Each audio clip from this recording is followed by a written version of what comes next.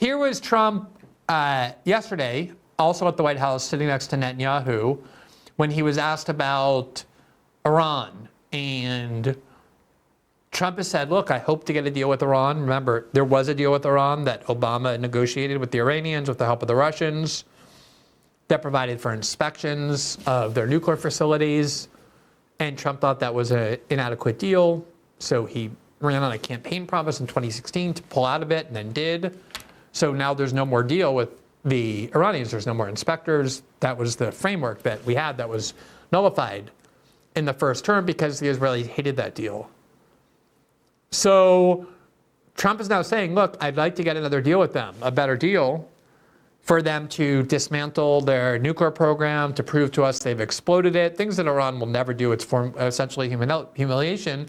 But he says we don't have much time, and if they don't quickly enter into a deal with us, this is what's going to happen. I think if the talks aren't successful with Iran, I think Iran is going to be in great danger. And I hate to say it. Great danger, because they can't have a nuclear weapon. So is that a yes? You know, it's not a complicated formula.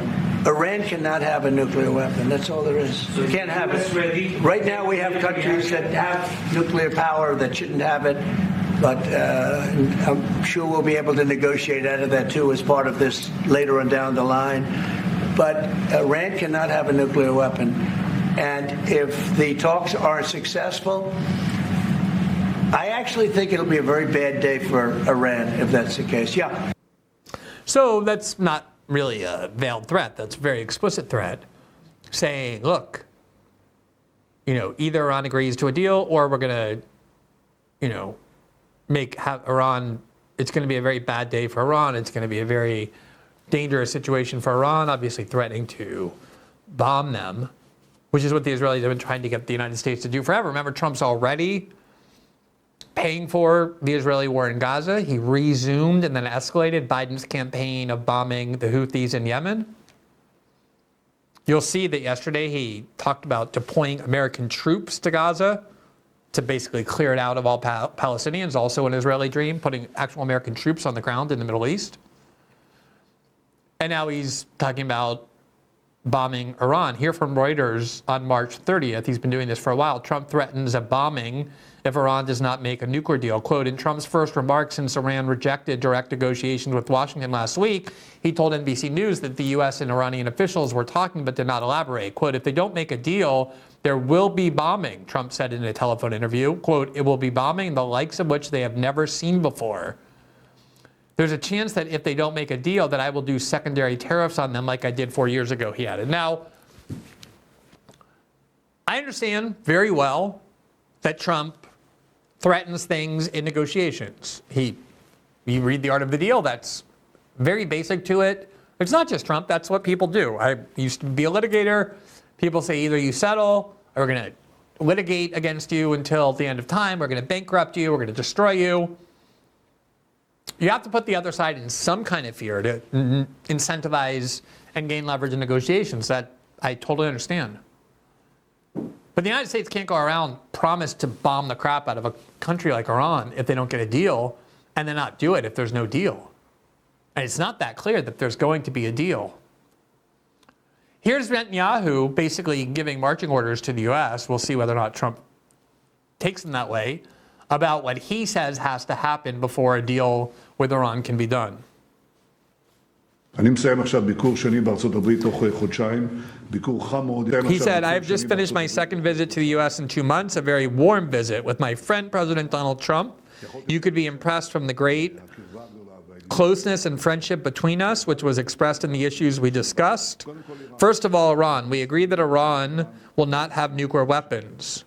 This can be done by agreement, but only if this agreement is Libyan style. They go in, blow up the installations, dismantle all of the equipment under American supervision and carried out by America. This would be good. The second possibility that will not be is that they drag out the talks, and then there is the military option. Everyone understands this. We spoke about this at great length. So Netanyahu came to the U.S., spoke to Trump about the military option against Iran, Israel's biggest enemy in the Middle East. Now, Trump's argument that, look, we just can't allow Iran to have nuclear weapons.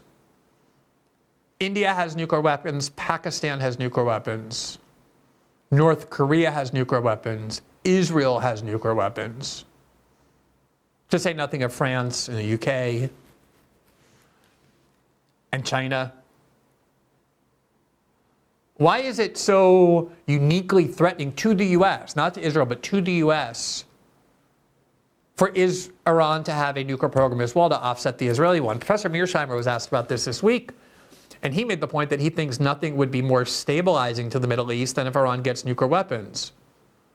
One of the things the United States has shown the world is that if you don't have nuclear weapons, there's a good chance we're going to attack you and bomb you and invade you and blow everything up whenever we want, change your government.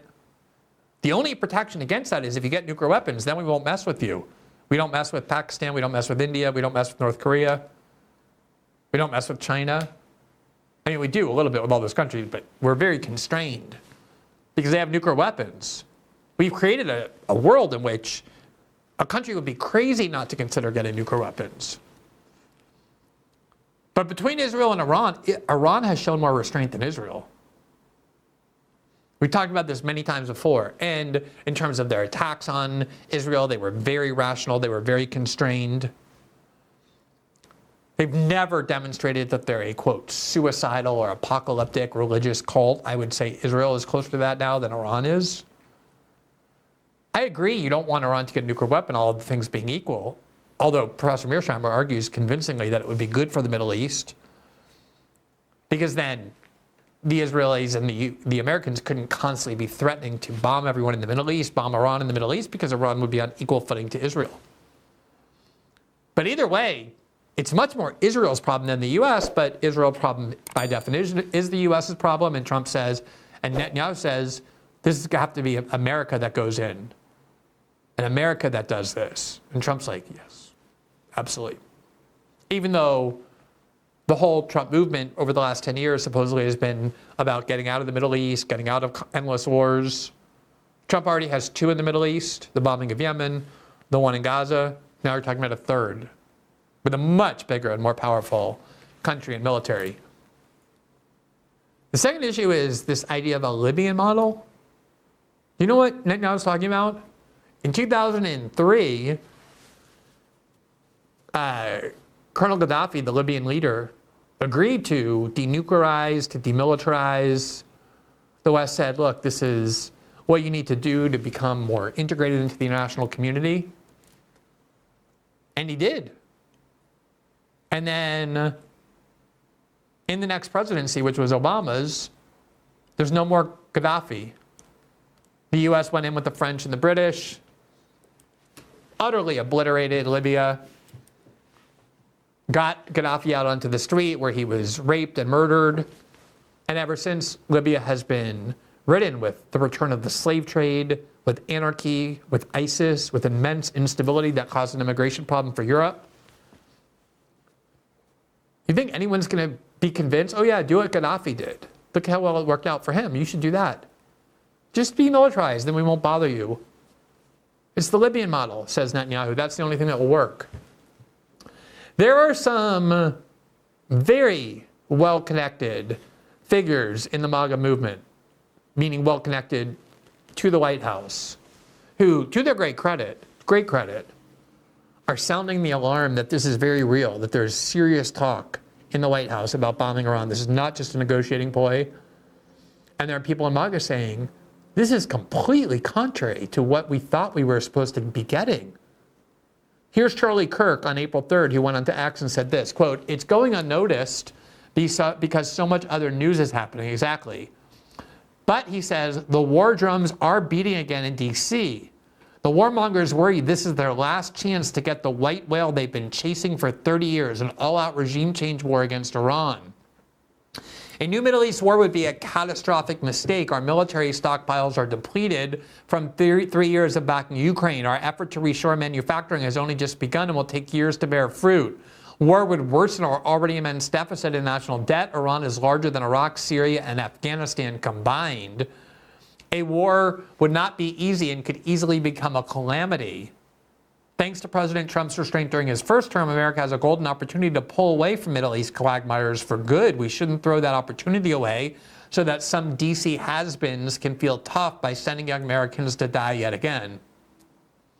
Couldn't have said that better myself. In fact, one of the things Professor Mearsheimer mentioned when he was on our show last week was that not only is the U.S. stockpile, or the U.S. stockpiles being depleted by feeding Ukraine the weapons they're using to kill Russians, and not only are our stockpiles being depleted because of all the weaponry we've been giving to Israel that they've used to destroy civilian life in Gaza, but the bombing campaign against Yemen, which is very intense but not very successful for a lot of reasons. We've been bombing Yemen for 20 years, and the Houthis have gotten stronger. That's getting very expensive as well. It's already up to about $1 billion, or will be very shortly.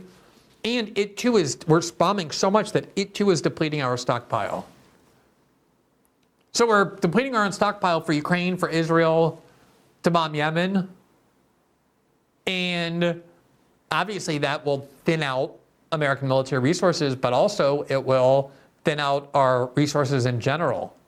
And the only reason why Charlie Kirk would go and say something like that is because he's very well connected to the White House and hears what I know other people are hearing, which is that at a very high level, there's very serious talk about bombing Iran, a war with Iran. And remember, Netanyahu does not just want the nuclear installations blown up, just like limited bombing. He wants regime change in Iran. They want to reinstall the Shah of Iran monarchy, the son of the Shah of Iran.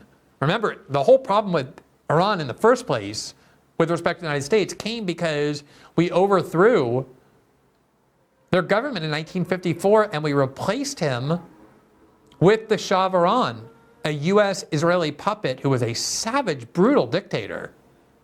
Savage. And obviously everyone in Iran knows that. And he lasted for 25 years until the 1979 Islamic Revolution. And the reason why that revolution then turned to the U.S. Embassy, where they kidnapped our diplomats at the U.S. Embassy, which had been there to deal with the Shah, is because they knew that their 25 years of dictatorship was backed by and caused by Americans. That's why they dislike the United States. Not because they hate us for our freedom, because we allow women to walk on the beach with bathing suits, but because we interfered in their country, we overthrew their government, we imposed a tyranny on them for 25 years, and now the Netanyahus of the world and all these other people, the supporters of Israel throughout the West, that guy, that son of the Shah of Iran, goes everywhere, and Israeli supporters treat him like he's the legitimate ruler of Iran. They want to reinstall him. They want to do regime change in Iran, not just bomb nuclear facilities. And this benefits whom? As J.D. Vance argued, even the bombing of Yemen has very little benefit for the U.S. interest. We don't have much shipping there. It's all for Europe. Yemen's not attacking American ships. The Houthis are not attacking American ships. They're only attacking Israeli ships. They stopped the attacks with the Gaza ceasefire. They resumed them only against Israeli ships when Israel began blocking the humanitarian aid required by the ceasefire agreement into Gaza. This is not our war. These are not our interests. And yet we're back to fighting and threatening new Mideast wars for the antithesis of what America First agenda was supposed to be. Another person very, very well connected in the Trump White House is Tucker Carlson, and 4 days after Charlie Kirk's tweet, he posted something very similar, even a little more dire. He said, quote, "Whatever you think of tariffs, it's clear now it's the worst possible time for the United States to participate in a military strike on Iran. We can't afford it. Thousands of Americans would die. We'd lose the war that follows. Nothing would be more destructive to our country. And yet we're closer than ever, thanks to unrelenting pressure from neocons. This is suicidal. Anyone advocating for conflict with Iran is not an ally of the United States, but an enemy." Tucker wouldn't be sounding that alarm, nor would Charlie Kirk, unless there was a genuine plan and momentum in the White House to go and do exactly that. And people mocked him for saying thousands of Americans would die. They were like, what, is Iran going to invade the United States? No. These people don't seem to know that we have military bases all throughout the Middle East, in Jordan, in Syria, in Iraq. They've been attacked multiple times by Iran-controlled proxies, by Iraqis, and American troops have died repeatedly. Why are we in Syria? Why are we in Iraq? Why are we in Jordan? But obviously, if we attack Iran, those are all very vulnerable targets for Iran. We have oil rigs and all kinds of bases throughout the Middle East. You think Iran's just going to sit there and take it? They're 3 times bigger than Iraq. They have a major sophisticated military compared to what the Iraqis had. And remember, we basically lost the war in Iraq. We certainly lost the war in Afghanistan. Free speech is under attack. Anybody watching this program knows that, but Rumble refuses to back down. We've always believed in empowering voices, no matter how unpopular or what their ideology is, and now Rumble is taking that fight to the next level. When major advertisers conspire to pull their advertising dollars, even brands like Dunkin' Donuts refused to advertise on Rumble, claiming that Rumble had a, quote, right-wing culture. But actually, Rumble is not here to fit a mold. We're here to defend free expression. To strengthen this mission, we're excited to offer Rumble Premium, a completely ad-free experience with exclusive benefits for viewers and creators.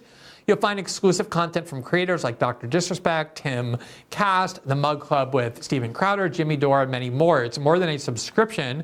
It's a stand for free speech. Your voice matters. Join Rumble Premium. For a very limited time, you can get $20 off an annual plan using promo code RumbleLive. Visit rumble.com/premium and claim your special sale discount today. Together we can turn the tide. Whether you join Rumble Premium or simply keep watching this show and other shows on Rumble, your support really helps keep free speech alive. Thanks for watching this clip from System Update, our live show that airs every Monday through Friday at 7 p.m. Eastern exclusively on Rumble. You can catch the full nightly shows live or view the backlog of episodes for free on our Rumble page. You can also find full episodes the morning after they air across all major podcasting platforms, including Spotify and Apple. All the information you need is linked below. We hope to see you there.